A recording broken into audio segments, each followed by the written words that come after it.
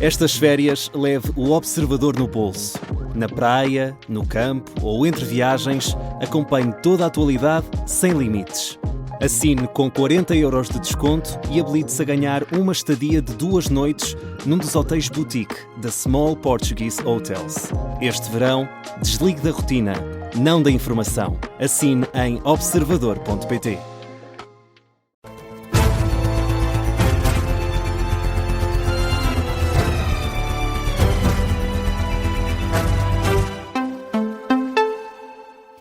Jornal das 9, com a edição da Laura Figueiredo. E Laura, a Ministra da Saúde, aguarda esclarecimentos do INEM sobre a morte de um homem na Vila das Taipas, em Guimarães. O Instituto Nacional de Emergência Médica anunciou ontem que vai averiguar por que motivo foram enviados os bombeiros voluntários de Guimarães para socorrer um homem de 48 anos que estava em paragem cardiorrespiratória na Vila das Taipas. O caso aconteceu no sábado e, de acordo com o comandante da corporação local, os bombeiros da Vila das Taipas demorariam entre 3 a 5 minutos a chegar à vítima, enquanto os bombeiros de Guimarães estão a cerca de 9 km e perto de 14 minutos do local da ocorrência. Ora, questionada sobre este caso, a ministra Ana Paula Martins diz que está à espera das explicações do presidente do INEM. O INEM está a avaliar essa situação, exatamente perceber porque é que não foram os bombeiros de Taipas e teve que ser acionado quer a VMER, quer a outra unidade, digamos, de uma corporação de bombeiros mais distante. Certamente que o presidente do INEM muito rapidamente virá explicar o que é que se passou e eu acho que é importante ouvirmos aquilo que o presidente do INEM tem para dizer. A Ministra da Saúde, em declarações aos jornalistas à margem de uma cerimónia em Miranda do Corvo, num registro captado pela RTP. A propósito deste caso, a Associação Nacional de Bombeiros e Agentes de Proteção Civil exigiu hoje um esclarecimento imediato. Também a Associação Nacional dos Técnicos de Emergência Médica considerou no domingo que este episódio representa mais um sinal preocupante da capacidade do INEM para gerir a resposta pré-hospitalar. O Chega vai pedir a demissão do Ministro da Administração Interna no debate do Estado da Nação, em causa as alegadas ameaças feitas por Luís Neves ao partido. Mas o Chega pede a demissão do Ministro também por causa da polémica em torno dos contratos adjudicados pela Polícia Judiciária à empresa de um empreiteiro próximo do governante. Ora, André Ventura entende que Luís Neves tem respostas a dar. Numa conferência de imprensa na sede do partido, o líder do Chega anunciou que vai pedir a demissão de Luís Neves ao Primeiro-Ministro durante o debate do Estado da Nação. E na quinta-feira o Partido Chega terá a oportunidade, com a mesma frontalidade com que aqui exigiu estes esclarecimentos, de dizer ao Primeiro-Ministro que este Ministro da Administração Interna não deve continuar enquanto ameaçar jornalistas, mesmo que nós não gostemos desse jornalismo. Não deve continuar enquanto ameaçar líderes da oposição, mesmo que nós não gostemos desse estilo de fazer política. E que o Ministro da Administração Interna não pode querer um regime para si, diferente de todos os que exige para os outros políticos em Portugal. É a nossa democracia que está em causa. O líder do Chega diz mesmo que as suspeitas sobre o Ministro da Administração Interna devem ser esclarecidas antes do debate do Estado da Nação e denuncia medo por parte dos partidos políticos.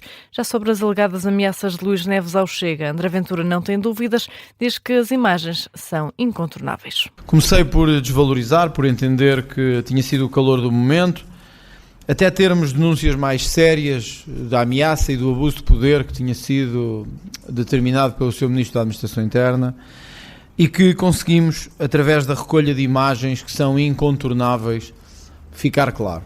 O seu Ministro da Administração Interna diz mesmo: vais pagá-las todas, vais engoli-las todas, vais ver o que te vai acontecer. Isto é absolutamente inaceitável para um Ministro da Administração Interna sobre o líder da oposição e sobre o partido que lidera a oposição. André Ventura, numa declaração sem direito a perguntas dos jornalistas. Ontem, Luís Neves recusou ter ameaçado André Ventura durante o debate quinzenal de 27 de maio. O Ministro da Administração Interna considera muito estranho que a publicação tenha sido feita agora, quase um mês depois. PS e PSD desvalorizam a polémica em torno das obras em casa de Luís Neves. No explicador desta tarde, o deputado socialista Pedro Vaz considera que as explicações de Luís Neves foram plausíveis. Acho que não devemos concentrar num caso relacionado com o Ministro da Administração Interna. Eu confesso que nesta matéria as explicações que o Sr. Ministro deu parecem relativamente plausíveis, mas na realidade acho que houve aqui alguma imprudência da parte dele, na altura, ainda antes de ser Ministro da Administração Interna.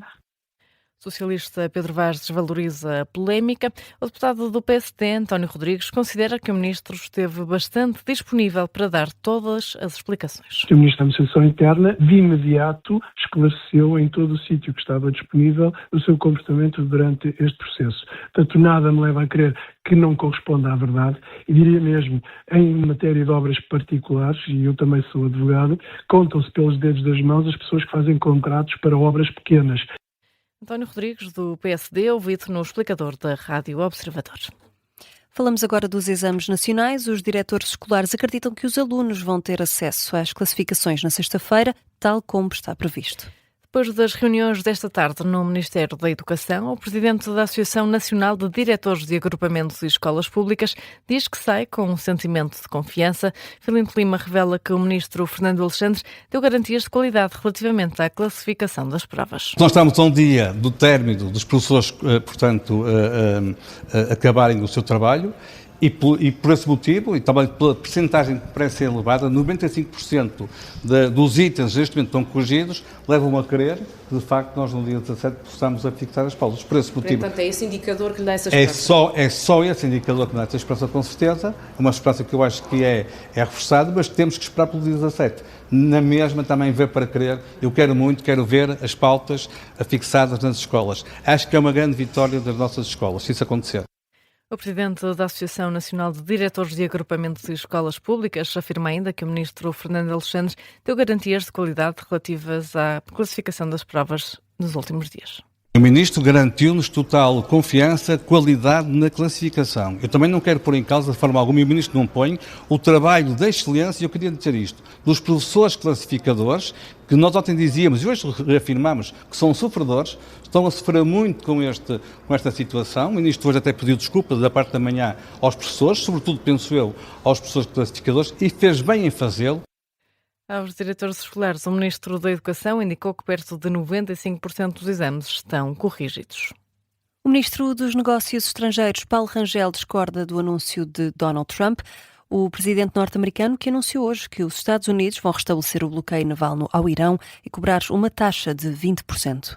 Em Paris, onde marcou presença na reunião da Coligação das Vontades, Paulo Rangel diz que é preciso garantir a liberdade de navegação no Estreito de Hormuz, mas discorda desta estratégia de Washington.